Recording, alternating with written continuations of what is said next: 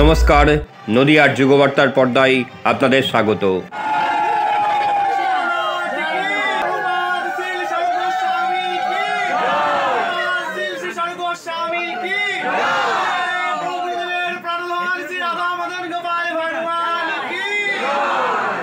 কিভাবে এই গুরু পূর্ণিমার প্রচলন হলো?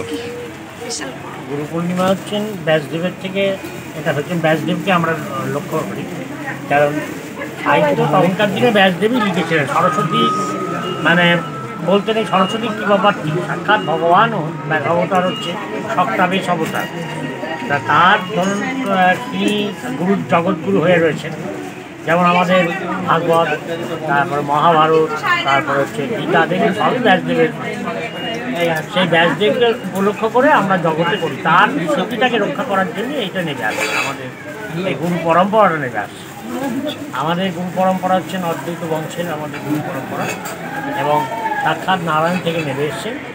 এবং আমাদের মাধবেন্দ্রপুরী হচ্ছেন প্রধান গুরু, তারই হচ্ছে শিষ্য হচ্ছেন অদ্বৈত গুরু, এবং সেই পরম্পরায় নেমে এসে আমরা এসেছি। আমরা ঠিক গুরু নয়, গুরু হচ্ছেন নিতাই গৌর সীতানাথ জগৎগুরু, তাদের কর্ম আমরা আদেশ যুক্ত হয়ে কর্ম করি, এছাড়া কিছু। আর ব্যাসদেবের কি জানেন, নম নারায়ণ নমস্কৃত্য নরঞ্চৈব নরোত্তমং উত্তম নরোত্তম দেবী সরস্বতী ব্যাসং তত জয়ত বুঝিলাম। অর্থাৎ সেই সরস্বতী নদীর ধারে এই ব্যাসদেবের ভাগবত রচনা করেছিলেন আর বলেছিলেন কিন্তু সুখদেব গোস্বামী। সেই ব্যাসদেবকে আমরা জগতে গুরুদেব হিসেবে পূজা করি। ব্যাসের আবতার গুরুদেবও ব্যাসী, মানে গুরুদেবও তো সাক্ষাৎ সমস্ত শাস্ত্র। গুরুদেব হচ্ছে শাস্ত্রের প্রতিমূর্তি, এবং গুরু হচ্ছেন জ্ঞান গম্ভীর আলো। তাই গুরু হচ্ছেন আলো বলতে আমাদের যে জ্ঞান প্রাকৃত না অপ্রাকৃত জগতের যে জ্ঞান, সেটাই হচ্ছে আমাদের আলো। তাছাড়া সবই প্রাকৃত জ্ঞানে মায়ার মধ্যে আমরা মায়াবদ্ধ জীব। আমরা উত্তীর্ণ হওয়ার জন্যে, আমরা সেই মায়ার থেকে উত্তীর্ণ হওয়ার জন্য আমরা কী করি না, আলোর জন্য সেই শাস্ত্র জ্ঞান অধ্যয়ন করে আমরা জগতে অন্যকেও জানাই এবং নিজেরাও জানি।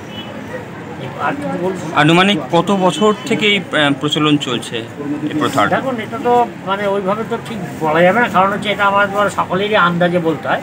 কারণ ভগবানের লীলাটা লিখছেন ব্যাসদেব, তাহলে শ্রীকৃষ্ণের লীলা হয়ে গিয়েছে তারপর লিখেছেন।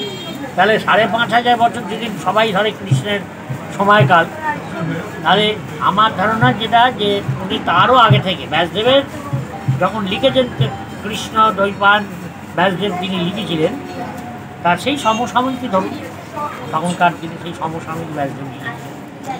সরস্বতী নদীর ধারে বলেছিলেন, এবং সাক্ষাৎ নারদ তাকে দিয়েছিলেন, আদেশ দিয়েছিলেন। কারণ কৃষ্ণ নারায়ণ ব্রহ্মা নারদ ব্যাস, অর্থাৎ সেই নারায়ণ কাছ থেকে ব্রহ্মা পেলেন, ব্রহ্মার কাছ থেকে নারদ পেলেন, নারদের কাছ থেকে ব্যাসদেব পেলেন। সেই আমলই ধরুন। আজকে আপনাদের এখানে প্রচুর ভক্ত আসছেন, তাদেরকে কি বার্তা দিচ্ছেন? বার্তা বলতে আমাদের কি সুখে থাকো, মানে গোবিন্দের, তোমরা গোবিন্দের অনুগত হও, গোবিন্দের সেবা করো, এবং জীবনে একটা জিনিসই কি না, তোমরা সকলেই কি ভগবানের চরণে সান্নিধ্য লাভ করে নিজের জীবনটাকে উন্নত। আপনার নাম আর পরিচয়? আমার নাম প্রবাসী স্বরূপ গোস্বামী, অদ্বৈত বংশ, আমাদের বংশধর, শ্রীরাম শান্তিপুর নদিয়া, এবং মদন গোপাল হচ্ছেন তার জীবিত বিগ্রহ। আমাদের কিন্তু শান্তিপুরের দুটো শাখা নেমে এসছে, একটা কৃষ্ণ মিশ্রের ধারা, একটা বলরাম মিশ্রের ধারা। সেই কৃষ্ণ মিশ্রের ধারাই আমরা এই বংশ পরম্পরায় সেবা করি।